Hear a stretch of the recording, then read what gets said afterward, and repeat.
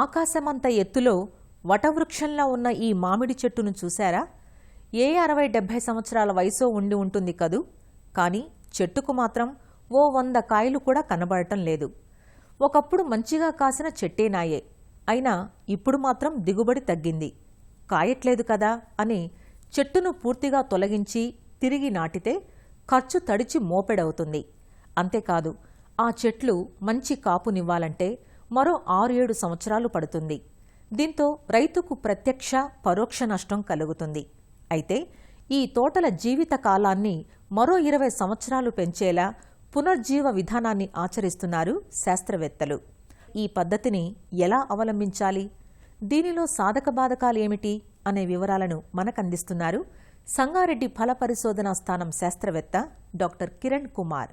పాత తోటలు కనుక గమనించినట్లయితే ఒక 40 సంవత్సరాల నుంచి 60 సంవత్సరాల వయసు గల చెట్లు, వీటిల్లో కాపు తగ్గిపోయి చీడపీడలు ఎక్కువైపోయి వీటిని రైతులు తీసేయాలా అనే ఆలోచనలో ఉన్నారు. అయితే వీటిని చెట్లు మొత్తం తీసేయకుండా వీటిని రిజ్యువనేషన్ అనే పద్ధతి ద్వారా లేదా టాప్ వర్కింగ్ అనే పద్ధతి ద్వారా మనం వీటిని గనక మళ్ళీ పునరుద్ధరణ గనక చేసుకున్నట్లయితే మళ్ళీ ఒక 20 సంవత్సరాల వరకు మంచి కాపు వచ్చే అవకాశం ఉంటుంది. అయితే ఈ రిజ్యువనేషన్ పునరుద్ధరణ పద్ధతిలో ముందుగా మనం కాపు అయిపోయిన తర్వాత, అంటే మనకి మే జూన్లో కాపు అయిపోయిన తర్వాత ఈ చెట్లన్నిటినీ కూడా, కొమ్మలన్నిటినీ కూడా మనం ఒక 45 డిగ్రీ యాంగిల్లో రంపంతో కట్ చేయాలి. గొడ్డలు కానీ ఇలాంటివి వాడినట్లయితే వీటిల్లో శిలీంధ్రాలు ఉంటాయి కాబట్టి ఖచ్చితంగా రంపమే వాడి ఈ కొమ్మలన్నీ కూడా కట్ చేయాలి.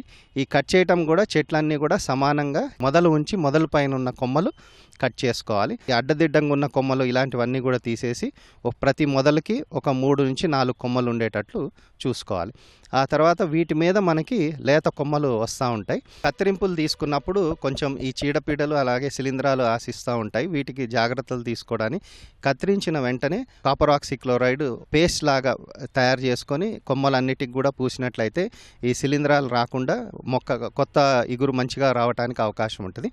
అలాగే ఈ కొత్త ఇగురు వచ్చేటప్పుడు చీడపీడలు కూడా ఆశించే అవకాశం ఉంటుంది కాబట్టి కొమ్మలు వచ్చినప్పుడు ఒక పురుగు మందు డైమిథోయేట్ అయితే 2 ml లీటర్ నీటికి కలుపుకొని పిచికారీ చేసినట్లయితే చీడపీడలు కూడా ఆశించకుండా వచ్చే కొమ్మలు త్వరగా పెరిగి మనకి తొందరగా కాపు వచ్చే అవకాశం ఉంటుంది.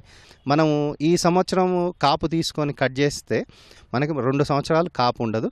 అయితే ఈ సమయంలో మనకి ఖాళీగా ఉన్న భూమిలో మనం అంతర పంట వేసుకొని కూడా ఆదాయం తీసుకోవచ్చు. ఈ పునరుద్ధరణ పద్ధతిలో కొమ్మలు కత్తిరించిన తర్వాత మనకి లేత కొమ్మలు విపరీతంగా వస్తాయి. వాటిని మనం ఒక 2 సంవత్సరాలు థిన్నింగ్ పద్ధతి ద్వారా ప్రతి కొమ్మకి 3 కొమ్మలు అట్లా ఉంచి వాటిని పెంచుకుంటూ మళ్ళీ చెట్టుని గొడుగాకారంలోకి తీసుకొస్తే మనకి పునరుద్ధరణ చేసిన 3వ సంవత్సరం నుంచి మంచి దిగుబడి వచ్చే అవకాశం ఉంటుంది. ఇంకొక పద్ధతి, మనం పాత తోటలన్నీ కూడా 15 నుంచి 40 మొక్కలు పెట్టిన తోటల్లో మళ్ళీ ఈ కత్తిరింపులు చేసిన తర్వాత మధ్య వరుసల్లో ఇంకో వేరే మొక్కలు పెట్టుకొని దాన్ని అధిక సాంద్రత పద్ధతుల్లోకి మనం తీసుకొచ్చుకోవడానికి కూడా అవకాశం ఉంటుంది.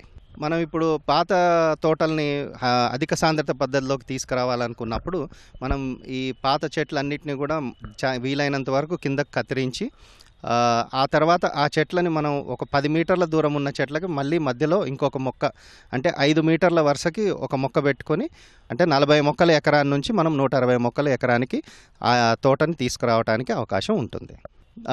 ఆ చెట్లని కూడా మళ్ళీ ఈ చెట్లు పెరిగేంత వరకు కూడా 2 సమానంగా పెరిగేటట్లు చూసుకోవాలి. మళ్ళీ ఈ చెట్లను కనుక వదిలేసినట్లయితే ఇవి పెద్దగా పెరిగే అవకాశం ఉంటుంది కాబట్టి వీటిని ఆ 5 మీటర్ల విస్తీర్ణంలోనే పెరిగేటట్లు ఉంచుకోవాలి. ఆ పైన పెరిగిందంతా కూడా మనం కత్తిరిస్తూ ఉండాలి. అలా చేసుకున్నట్లయితే మనకు ఒక 4 సంవత్సరాల తర్వాత ఈ చెట్లు కూడా పెరిగి 2 చెట్లు కూడా మనకి ఈ 5 మీటర్ల విస్తీర్ణంలో పెరిగి మనకి అధిక సాంద్రతలోకి మొక్కలు వచ్చే అవకాశం ఉంటుంది. మంచి దిగుబడులు వచ్చే అవకాశం ఉంటుంది.